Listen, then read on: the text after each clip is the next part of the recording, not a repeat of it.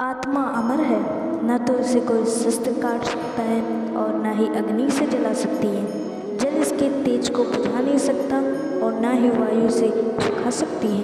किसी और के जीवन की नकल को दृढ़ता के साथ जीने की तुलना में अपने भाग्य को अपूर्ण रूप से जीना बेहतर है। सभी जीवों का निर्माता मैं हूँ।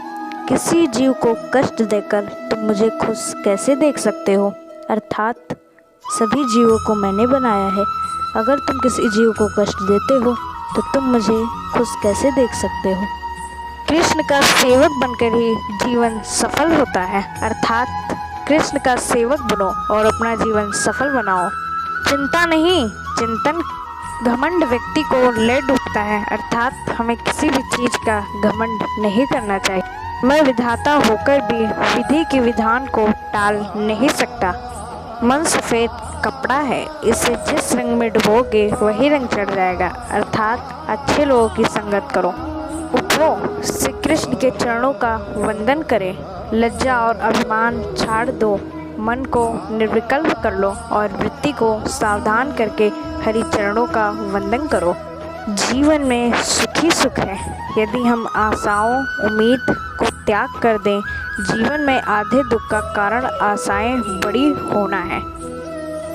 जो व्यक्ति आपकी कद्र नहीं करता उसके साथ रहने से अच्छा है आप अकेले रहें।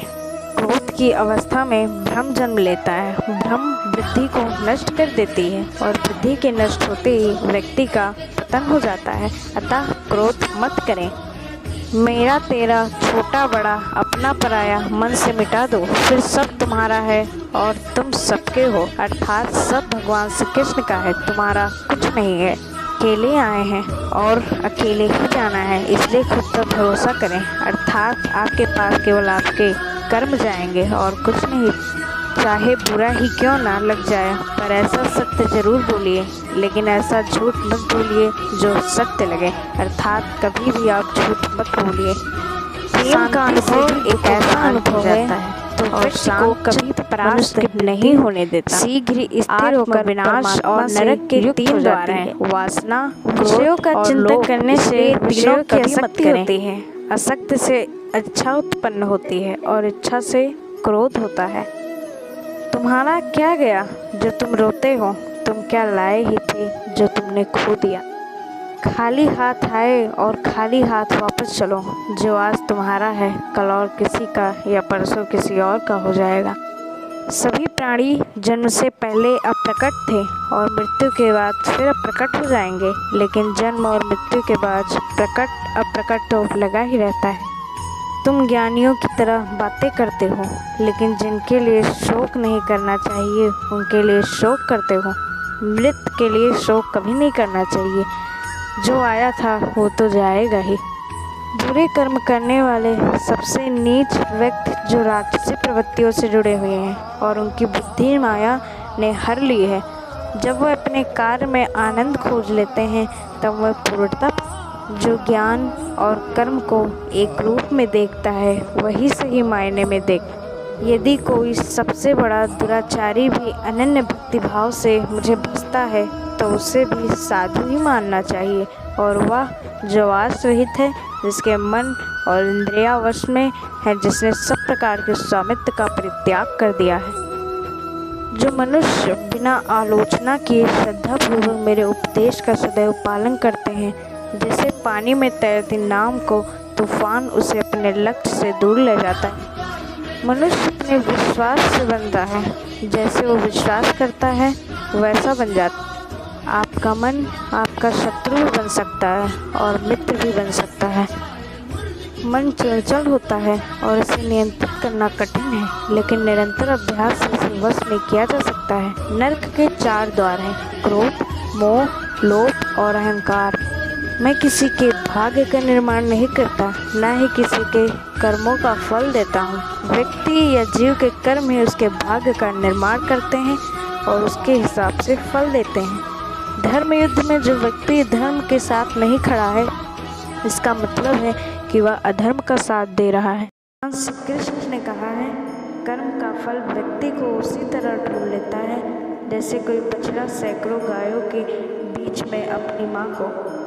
भगवान श्री कृष्ण ने कहा है, व्यक्ति या जीव का कर्म ही उसके भाग्य का निर्माण करता है। संपूर्ण प्राणी अन्न से उत्पन्न होते हैं। अन्न की उत्पत्ति वर्षा से होती है। मन बहुत ही चंचल होता है और इसे नियंत्रित करना बहुत ही कठिन है। ना तो यह शरीर तुम्हारा है और ना तो तुम इस शरीर के मालिक हो। मन को रोक नहीं पाते, उनके लिए मन दुश्मन के समान है। सभी धर्मों को त्याग कर अर्थात हर आश्रम को त्याग कर, लोभ मोह को त्याग कर भगवान के शरण में चले जाओ। जिनके पास कोई बंधन नहीं है वह वास्तव में दूसरों से प्यार करते हैं। इंद्रियों से खुशी पहले अमृत की तरह लगती है, लेकिन अंत में शांति से भी दुखों का अंत हो जाता है और शांत चित्त मनुष्य की बुद्धि शीघ्र ही स्थिर होकर परमात्मा से युक्त हो जाती है।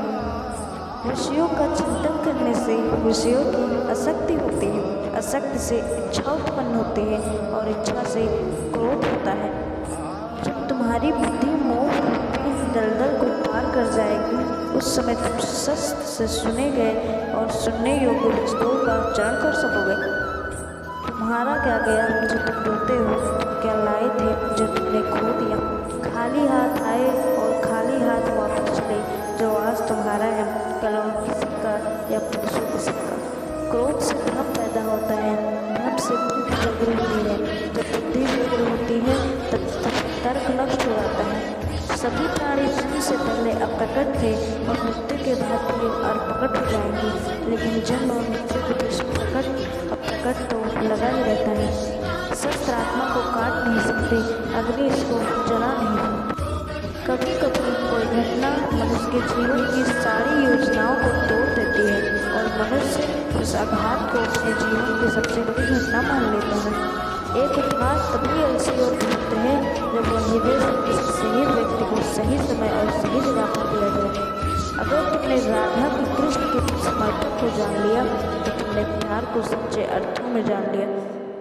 हे मन, तू अब कोई तप कर ले, एक पल में 100 बार कृष्ण नाम का जाप कर ले।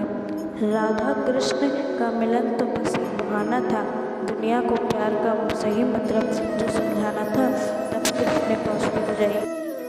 जब भोर हुई तो मैंने कान्हा का नाम लिया। सुबह की पहली किरण ने मुझे उसका पैगाम दिया। सारा दिन बस कान्हे कान्हा ही नाम लिया। जीवन में आने वाले संघर्षों के लिए मनुष्य स्वयं को योग्य नहीं मानता जब उसे श्री कृष्ण के अनमोल वचन, शांति से दुखों का अंत हो जाता है और शांत चित्त मनुष्य की वृद्धि शीघ्र ही स्थिर होकर परमात्मा से युक्त हो जाती है। क्यों व्यर्थ की चिंता करते हो? किससे व्यर्थ में डरते हो? कौन तुम्हें मार सकता है? आत्मा न पैदा होती है और न ही मरती है और निश्चित रूप से सुखियों और मुक्ति पाने के पात्र हैं। जब तुम्हारी बुद्धि मोह रूपी दलदल को पार कर जाएगी, उस समय तुम शास्त्र से सुने गए और सुनने योग्य वस्तुओं से भी वैराग्य प्राप्त करोगे। केवल कर्म करना ही मनुष्य के वश में है, कर्म फल नहीं। इसलिए तुम कर्म फल की आसक्ति में न फंसो तथा कर्म का त्याग भी ना करो। तुम्हारा क्या गया जो तुम रोते हो? तुम क्या लाए थे जो तुमने खो दिया? तुमने क्या पैदा किया था जो नाश हो गया? न तुम कुछ लेकर आए। जो लिया यहीं से लिया, जो दिया यहीं पर दिया, जो लिया इसी ईश्वर से लिया, जो दिया इसी को दिया। जो मन को नियंत्रित नहीं करते उनके लिए यह शत्रु के समान कार्य करता है। खाली हाथ आए और खाली हाथ वापस चले। जो आज तुम्हारा है कल और किसी का या परसों किसी और का होगा। तुम इसे अपना समझकर मग्न हो रहे हो। सुख दुख, लाभ हानि और जीत हार की चिंता न करके मनुष्य को अपनी शक्ति से अनुसार कर्तव्य कर्म करना चाहिए। ऐसे भाव से कर्म करने पर मनुष्य को पाप नहीं लगता। जो हुआ वो अच्छा हुआ, जो हो रहा है वो अच्छा हो रहा है, जो होगा वह भी अच्छा होगा। तुम भूत का पश्चाताप मत करो, भविष्य की चिंता न करो। वर्तमान चल रहा है, तुम उसकी चिंता करो। क्रोध से भ्रम पैदा होता है, भ्रम से बुद्धि व्यग्र होती है। जब बुद्धि व्यग्र होती है तब तर्क नष्ट हो जाता है। जब तर्क नष्ट हो जाता है तब व्यक्ति का पतन हो जाता है। सम्मानित व्यक्ति के लिए अपमान मृत्यु से भी बढ़कर है। सभी प्राणी जन्म से पहले अप्रकट हैं और मृत्यु के बाद भी अप्रकट हो जाएंगे, लेकिन जन्म और मृत्यु के बीच प्रकट दिखते हैं। फिर इसमें सोचने की क्या बात है? परिवर्तन संसार का नियम है। जिसे तुम मृत्यु समझते हो वही तो जीवन है। एक क्षण में तुम करोड़ों के स्वामी बन जाते हो, दूसरे क्षण में तुम दरिद्र हो जाते हो। शस्त्र आत्मा को काट नहीं सकते, अग्नि इसको जला नहीं सकती, जल इसको गीला नहीं कर सकता और वायु से सुखा नहीं सकती। जैसे मनुष्य अपने पुराने वस्त्रों को उतार कर दूसरे नए वस्त्र धारण करता है, ऐसे ही आत्मा मृत्यु के बाद अपने पुराने शरीर को त्याग करने से ही प्राप्त करती है। आत्मा न कभी जन्म लेती है और न मरती है। शरीर का नाश होने पर भी नष्ट नहीं होता। आत्मा अमर है। जो लोग इस आत्मा को मारने वाला या मरने वाला मानते हैं वो दोनों ही नासमझ हैं। आत्मा ना किसी को मारती है और ना ही किसी के द्वारा मारी जा सकती है। ना यह शरीर तुम्हारा है, न तुम शरीर के हो। यह अग्नि, जल, वायु, पृथ्वी, आकाश से मिलकर बना है और इसी में मिल जाएगा, परंतु आत्मा स्थिर है। फिर तुम क्या हो? तुम ज्ञानियों की तरह बातें करते हो, लेकिन जिनके लिए शोक नहीं करना चाहिए उनके लिए शोक करते हो। मृत या जीवित ज्ञानी किसी के लिए शोक नहीं करते। कर्म ही पूजा है। व्यक्ति जो चाहे बन सकता है यदि विश्वास के साथ इच्छित वस्तु पर लगातार चिंतन करे तो। मैं काल हूँ, सबका नाशक। मैं आया हूँ दुनिया का उपभोग करने के लिए। कर्म उसे नहीं बांधता जिसने काम का त्याग कर दिया है। बुद्धिमान व्यक्ति कामुक सुख में आनंद नहीं कर दिया है। मैं उन्हें ज्ञान देता हूँ जो सदा मुझसे जुड़े रहते हैं और जो मुझसे प्राप्त करते हैं। अप्राकृतिक कर्म बहुत तनाव पैदा करता है। अपने अनिवार्य कार्य करो, क्योंकि वास्तव में कार्य करना निष्क्रिया से बेहतर है। मैं सभी प्राणियों के हृदय में विद्यमान हूँ। निर्माण केवल पहले से मौजूद चीज़ों का प्रक्षेपण है। बुरे कर्म करने वाले सबसे नीच व्यक्ति जो राजसी प्रवृत्तियों से जुड़े हुए हैं और उनकी बुद्धि माया ने हर ली है, वह मेरी पूजा या मुझे पाने का प्रयास नहीं करते। मैं उष्मा देता हूँ, मैं वर्षा करता हूँ, मैं वर्षा रोकता भी हूँ, मैं अमृत भी हूँ और मृत्यु भी मैं ही। जो इस लोक में अपने काम की सफलता की कामना रखते हैं वे देवताओं की पूजा करें। जब वे अपने कार्य में आनंद खोज लेते हैं तब वे पूर्णता प्राप्त करते हैं। इंद्रियों की दुनिया में कल्पना सुखों की शुरुआत है और अंत भी जो दुख को जन्म देता है। कर्म योग वास्तव में एक परम रहस्य। कर्म मुझे बांधता नहीं, क्योंकि मुझे कर्म के प्रतिफल की कोई इच्छा ही नहीं है। करुणा द्वारा निर्देशित सभी कार्य ध्यान से करो। सदैव संदेह करने वाले व्यक्ति के लिए प्रसन्नता न इस लोक में है न ही कहीं और। किसी और का काम पूर्णता करने से कहीं अच्छा है कि अपना भरे कर्म से अपूर्णता का साथ करना पड़े। जो ज्ञान और कर्म को एक रूप में देखता है वही सही मायने में रहता है। जो चीज़ हमारे साथ में नहीं है उनके विषय में चिंता करके कोई फ़ायदा नहीं है। जो कार्य में निष्क्रियता में कार्य देखता है वह एक बुद्धिमान व्यक्ति है। यदि कोई बड़े से बड़ा दुराचारी भी अनन्य भक्ति भाव से मुझे भजता है तो उसे भी साधु ही मानना चाहिए। वह शीघ्र ही धर्मात्मा हो जाता है तथा परम शांति को प्राप्त होता है। जैसे प्रज्वल अग्नि लकड़ी को जला देती है, वैसे ही ज्ञान रूपी अग्नि कर्म के सारे बंधनों को नष्ट कर देती है। अपने आप जो कुछ भी प्राप्त हो उसमें संतुष्ट रहने वाला, ईर्ष्या से रहित, सफलता और असफलता के अस्वभाव में ही कर्म करता है। जो भी कर्म के बंधनों में कहाँ नहीं बांधता। जो आशा रहित है उनके मन में और इंद्रिया वंश में है, जिसने सब प्रकार के स्वामित्व का परित्याग कर दिया है, ऐसा मनुष्य शरीर से कर्म करते हुए भी आपको प्राप्त नहीं कर पाता। काम, क्रोध और लोभ यह चीज़ें नरक की ओर ले जाने वाले 3 द्वार हैं। इंद्रियां शरीर से सर्वश्रेष्ठ कही जाती हैं।